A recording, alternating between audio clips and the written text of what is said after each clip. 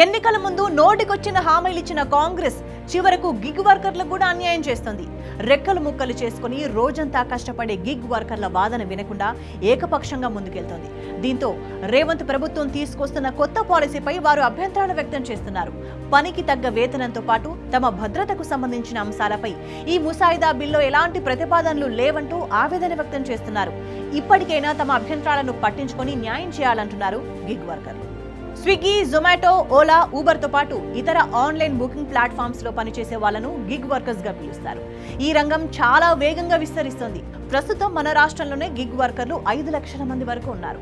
వారి కుటుంబాలను కూడా కలుపుకుంటే ఆ సంఖ్య 20 లక్షల వరకు ఉంటుంది. ఇంతమందిని ప్రభావితం చేస్తుంది అంటే ఇది చాలా కీలక రంగమే. మరో 5 ఏళ్లలో అంటే 2030 నాటికి రాష్ట్రంలో గిగ్ వర్కర్ల సంఖ్య 30 లక్షలకు చేరుతుందని అంచనా. అలాగే ఆయా వర్కర్ల కుటుంబాలను కూడా కలుపుకుంటే మొత్తం 50 లక్షల మంది వరకు ఉంటారని చెప్తున్నారు.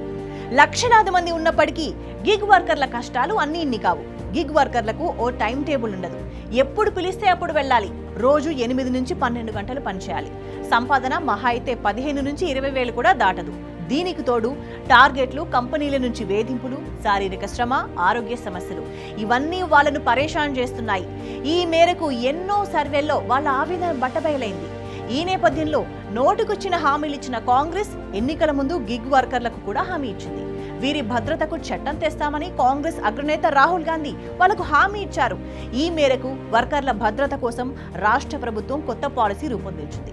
పేరుకు చట్టం తెస్తున్నామని గొప్పలు చెప్తున్నప్పటికీ ఆ దిశగా గిగ్ వర్కర్లకు న్యాయం చేసేలా ఆ బిల్ లేదన్న వాదన వినిపిస్తోంది. గిగ్ వర్కర్లకు సంబంధించిన కొత్త పాలసీపై క్లియరెన్స్ కోసం న్యాయశాఖకు కార్మిక శాఖ ప్రతిపాదనలు పంపింది. వారంలో క్లియరెన్స్ రానుంది అని కార్మిక శాఖ అధికారులు చెప్తున్నారు.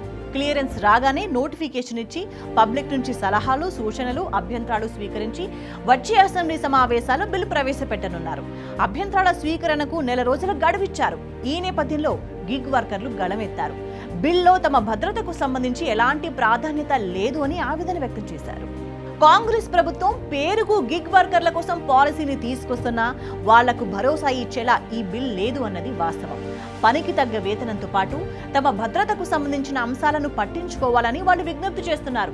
ప్రస్తుతం తీసుకొచ్చిన ముసాయిదా బిల్లో తమకు న్యాయం చేసే ప్రతిపాదనలు లేవు అంటూ ఆవేదన వ్యక్తం చేస్తున్నారు. అభ్యంతరాల స్వీకరణకు ఈ నెల 28 వరకు గడువుంది. మే 1 నుంచి కొత్త పాలసీ అమలు చేసే యోచనలో రేవంత్ సర్కార్ ఉంది. అభ్యంతరాలకు ఇంకా గడువు ఉన్న నేపథ్యంలో ఇప్పటికైనా తమ అభ్యంతరాలు పట్టించుకొని న్యాయం చేయాలి అంటున్నారు గిగ్ వర్కర్లు.